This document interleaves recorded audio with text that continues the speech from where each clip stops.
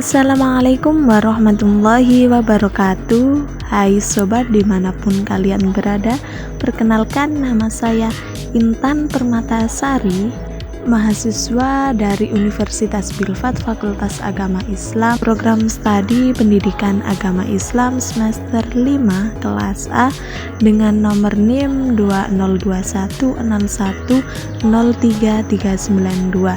Adapun pembuatan video ini adalah untuk pemenuhan tugas UTS dari mata kuliah evaluasi pembelajaran dengan dosen pengampu yakni Ibu Zuria Hidayati MAPD. Baiklah teman-teman, menuju materi yang pertama yakni pengertian evaluasi pembelajaran.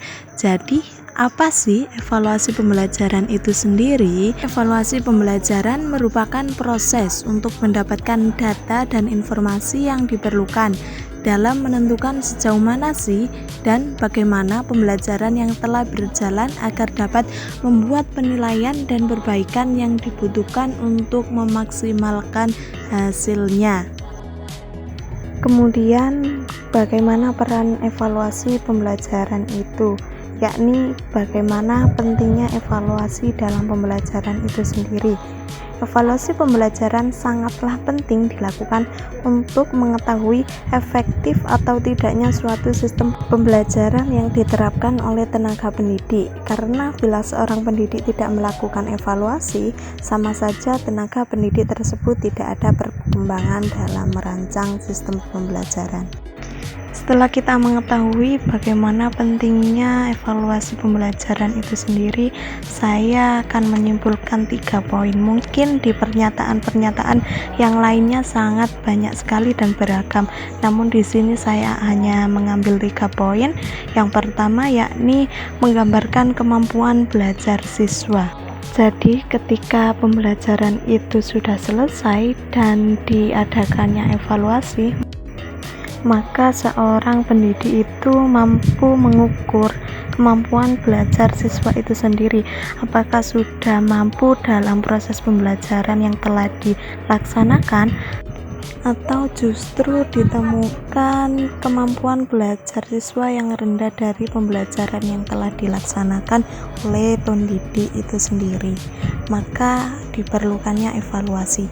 Yang selanjutnya yakni mengetahui tingkat keberhasilan proses pembelajaran. Lagi-lagi evaluasi itu semena-mena untuk mengukur bagaimana tingkat keberhasilan dari proses pembelajaran yang dilaksanakan oleh pendidik.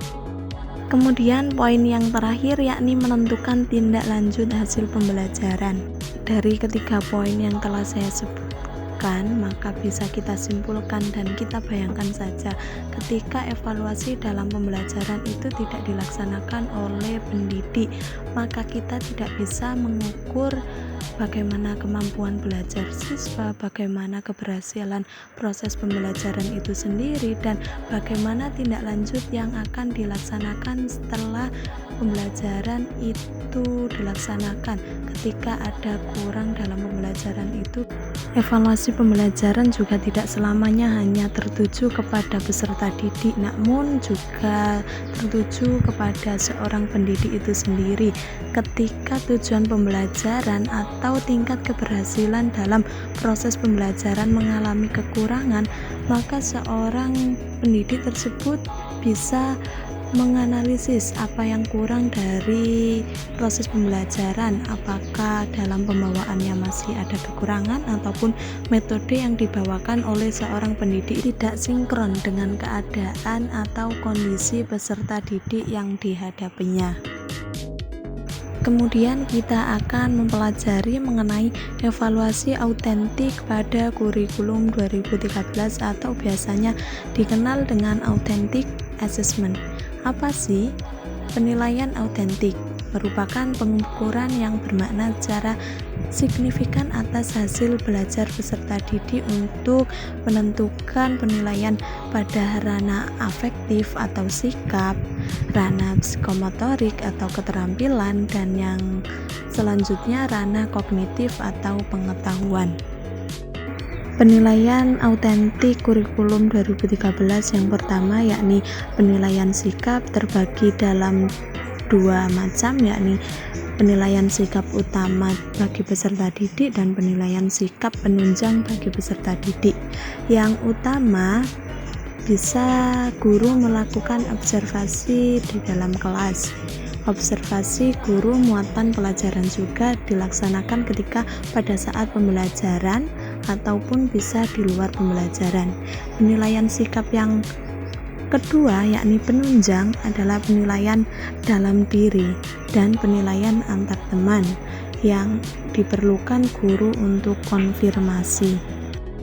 Penilaian autentik pada kurikulum 2013 ranah yang kedua yakni penilaian pada pengetahuan, yang di sini ada 3 jenis penugasan atau evaluasi.